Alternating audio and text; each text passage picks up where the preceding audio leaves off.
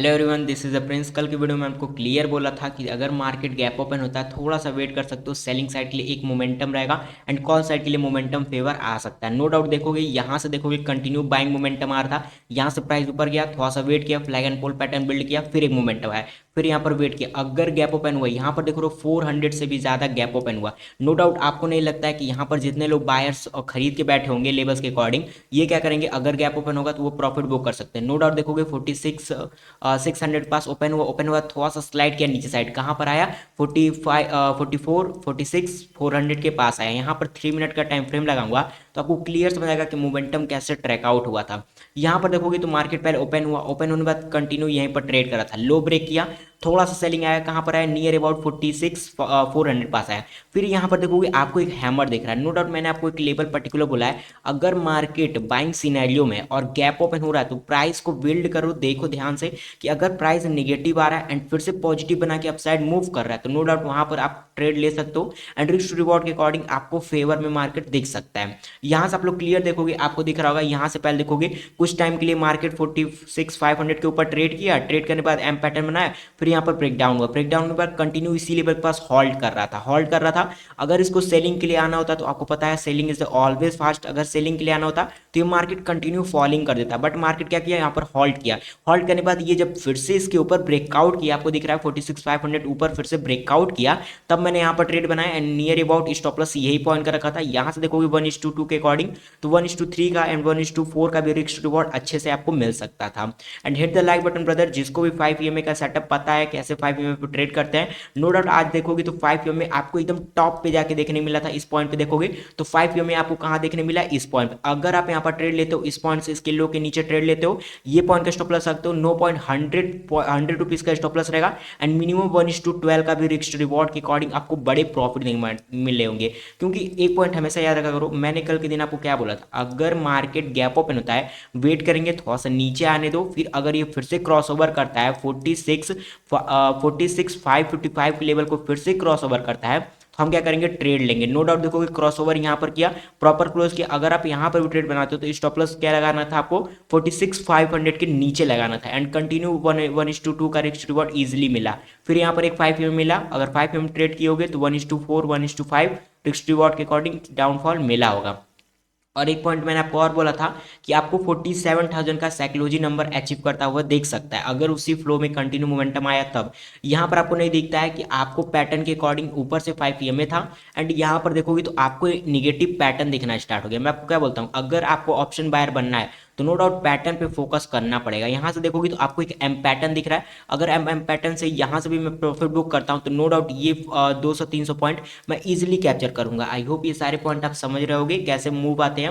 No doubt बात कर लेते हैं कि कल के दिन हमको कैसे प्लानिंग करना चाहिए। तो 50 मिनट टाइम फ्रेम पे देखोगे तो एक्जैक्ट थोड़ा सा सेलिंग मार्केट आ सकता है, कहाँ तक आ सकता है वो थोड़ा सा प्लानिंग करते हैं। बाइंग के लिए प्लानिंग नहीं करेंगे क्योंकि मार्केट सेंटीमेंट देखने पे थोड़ा सा मार्केट सेलिंग साइड के लिए आ सकता है। कैसे प्लानिंग करना है, यहाँ से आपको दिख रहा होगा, अगर मैं ये 5 EMA में क्लोज करता हूँ, यहाँ से आपको दिख रहा है कि नीचे साइड से एक ट्रेंड लाइन बिल्ड हो रहा है। इस पॉइंट से देखोगे तो एक ट्रेंड लाइन बिल्ड हो रहा है, देखो कंटिन्यू जब भी इस लेवल के पास आ रहा है थोड़ा सा टाइम स्पेंड कर रहा है, मोमेंटम आ रहा है। यहाँ से रिटेस्ट किया, कंटिन्यू थोड़ा सा टाइम स्पेंड किया, फिर मोमेंटम आया, फिर यहाँ से देखोगे फिर से एक सडनली फॉलिंग देखने मिला। अगर इमेजिन करो मार्केट 45,800 के नीचे यहाँ पर ओपन होता है and continue 5 minute candle hold करने के बाद ब्रेक करता है नी साइड, तो हम यहाँ पर क्या करेंगे, सेलिंग साइड का ट्रेड बनाएंगे और स्टॉप लॉस क्या रखना है आपको, 46,000 के ऊपर स्टॉप लॉस रखेंगे, ऑलमोस्ट 200 पॉइंट का स्टॉप लॉस रखेंगे एंड मिनिमम हम लोग टारगेट नीचे साइड एक्सपेक्ट करेंगे।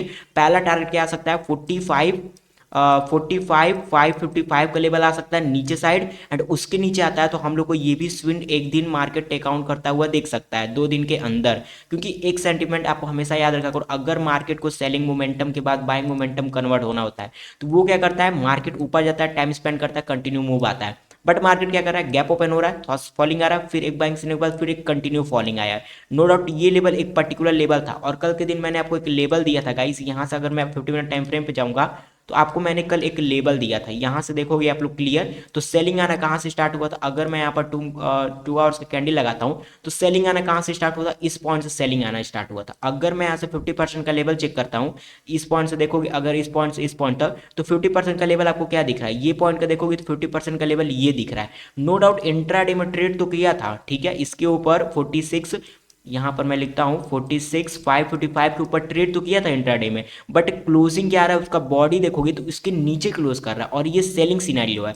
अगर मार्केट यहाँ पर गलती से भी 45,800 के नीचे निकलना स्टार्ट करता है तो आपको क्या होगा, एक बड़ी बड़ी कैंडल्स डाउनफॉल के लिए देख सकते हैं, क्योंकि हमारा पिछला ट्रेंड क्या है, निगेटिव है। ये आप बोल सकते हो 50% का रिटेस्ट, फिर कंटिन्यू सेलिंग आ सकता है। आई होप ये पॉइंट आप समझ गए होंगे। कौन सा इंट्राडे में हम लोग बाइंग सिनारी के लिए कैसे प्लानिंग करेंगे, अगर अमेजिंग करो मार्केट यहाँ पर इसके ऊपर ट्रेड करना स्टार्ट करता है तब हम बाइंग सिनेरियो के लिए जाएंगे, ठीक है। अगर मार्केट 46,200 के ऊपर 46,355 इन सब के ऊपर ट्रेड करना स्टार्ट करता है, अगर अमेजिंग करो गैप ओपन हो जाएगा इस लेवल पे, ठीक है। अमेजिंग करो 500-600 पॉइंट ऊपर गैप ओपन होता है, थोड़ा वेट करें प्राइस। अगर प्राइस थोड़ा नीचे रिटेस्ट करता है, फिर अगर इस तरह से पॉजिटिव कैंडल या पॉजिटिव पैटर्न बिल्ड करता है, तब हम कॉल साइड के लिए ट्रेड लेंगे और ये बड़ा टारगेट मार्केट को न्यू हाई तक एक बिल्ड कर सकता है, ऑल टाइम हाई के लिए। बट अभी जिस सिनेरियो पे मार्केट है, स्टेज पे है, उस अकॉर्डिंग मार्केट अगर इस रेंज के ओपन होता है तो ये हम लोग को सेलिंग कंटिन्यू देखने के लिए मिल सकता है। बट इमेजिन करो अगर गैप डाउन ओपन हो जाता है, इस पॉइंट पे गैप डाउन हो जाता है, यहाँ पर 45,800 के नीचे अगर 45,700 46,655 इन सब लेवल पे गैप डाउन होगा, थोड़ा वेट करना, क्योंकि यहाँ से जितने लोग सेलिंग करके बैठे होंगे 5 देख के शॉर्ट किया, नेगेटिव पैटर्न देख के शॉर्ट किया, तो ये करेंगे थोड़ा सा प्रॉफिट बुकिंग करेंगे तो प्राइस एक बार ऊपर जाएगा 45,800 के ऊपर थोड़ा सा टच कर सकता है, एंड फिर वहां से फिर से निगेटिव पैटर्न के साथ या निगेटिव कैंडल्स आता है, तो हम क्या करेंगे, सेलिंग साइड के लिए ट्रेड एक्टिवेट करेंगे और टारगेट नियर अबाउट ये पॉइंट का रखना 45 और 555 का लेवल रखना, उसके नीचे आएगा तो 45,200 45,000 का साइकोलॉजी नंबर भी आपको अचीव करता हुआ देख सकता है मार्केट। आई होप ये पॉइंट आप समझ गए कैसे प्लानिंग करना है। निफ्टी में देखोगे तो निफ्टी में मैंने आपको कल क्लियर बोला था 22,000 का साइकोलॉजी नंबर आपको अचीव करता हुआ देख सकता है।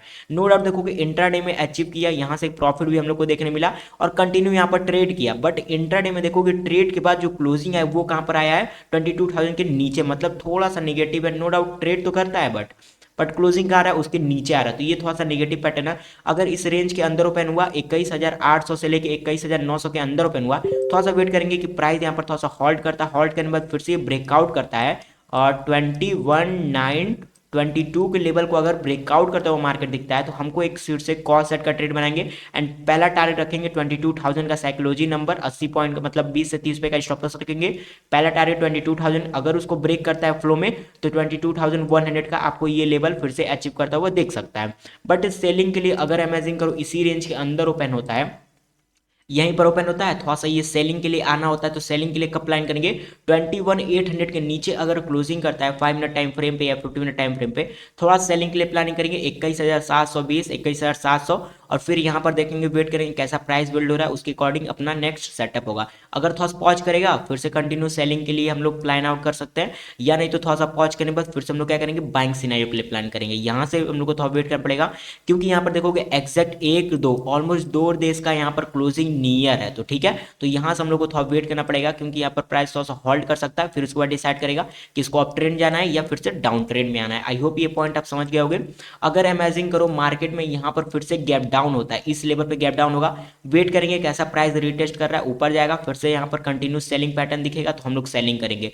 बट एक पॉइंट आप हमेशा याद रखोगे, कल के दिन भी देखोगे तो निफ्टी थोड़ा सा पॉजिटिव था, बैंक निफ्टी निगेटिव था। आज भी देखोगे तो आज भी निफ्टी कितना है, 156 पॉइंट पॉजिटिव में क्लोज हुआ है and bank Nifty 270 point negative, मतलब दोनों अलग डायरेक्शन में चल रहा है, तो दोनों को एक दूसरे को सिंक होना पड़ेगा, तभी आपको एक फेवर मोमेंटम देखने के लिए मिल सकता है। तो अगर कल निफ्टी यहाँ पर सेलिंग के लिए आता है तो बैंक निफ्टी में आपको एक अच्छा खासा ट्रेड देखने के लिए मिल सकता है। आई होप ये सारे पॉइंट आप समझ गए हो। वीडियो चल प्लीज वीडियो को लाइक एंड शेयर। अभी के लिए इतना ही फ्रेंड्स, थैंक यू।